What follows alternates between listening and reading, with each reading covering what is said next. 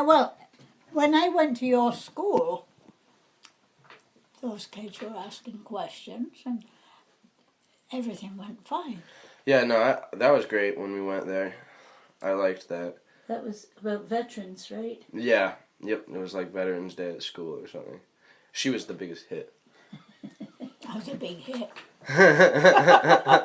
All the kids were crowding around, and somebody had to come along and say, "Come on, go on to the next table." Yeah, I know. I remember. All right. So why did you join in the war? Actually, I was called up. Britain had been at war for 5 years. Britain had already been at war since 1939, and this was in 1942.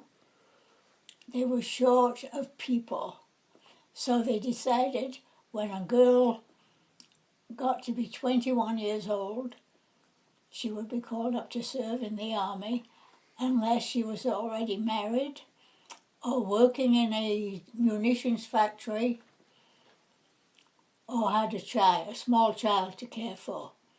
So I neither of those things, so I was called up when I was 21 years old to serve in the army, to do a desk job that a soldier was doing so he could be released to go into the fighting forces, of which they were getting very short of men because they had already been at war since 1939. And this was in 1942. I passed all sorts of tests, and I was assigned to join the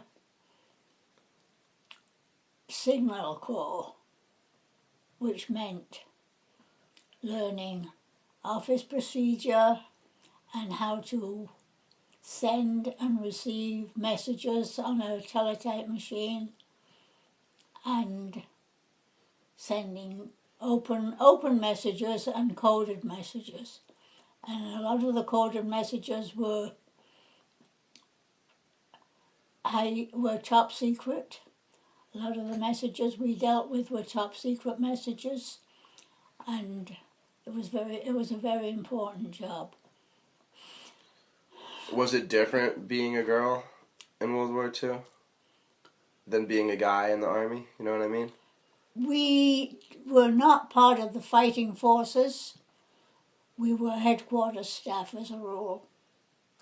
Although some of the ATS girls, it was called ATS, Auxiliary Territorial Service. But you were treated well, though, right? We were treated very well because, in fact, I was in the first group of girls to be called up. So we were sort of treated a little bit like a celebrity because we were the first. And Princess Royal, who was the daughter of the king, came to our inspections when we were done. we had to learn a lot of outdoors. Get me a cough medicine, dear. Yeah.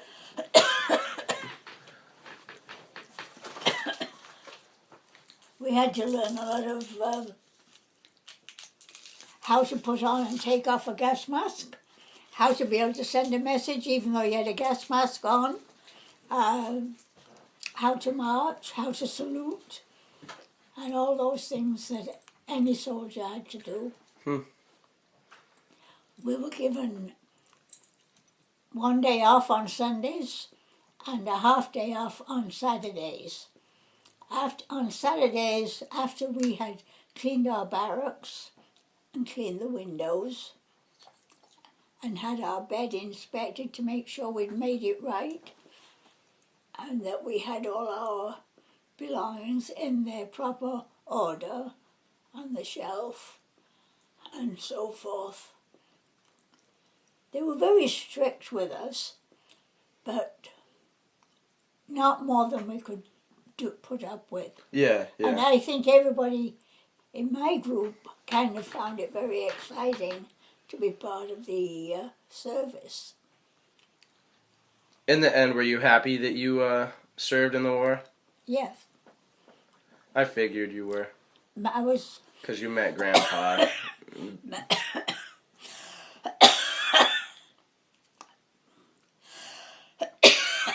I think everybody in all walks of life in England were proud to be doing something to help the war effort. Yeah, And all the young men had been called up.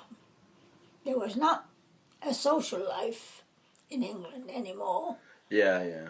Because of There were, there were very few young men left, except the ones who failed to pass their medical exams,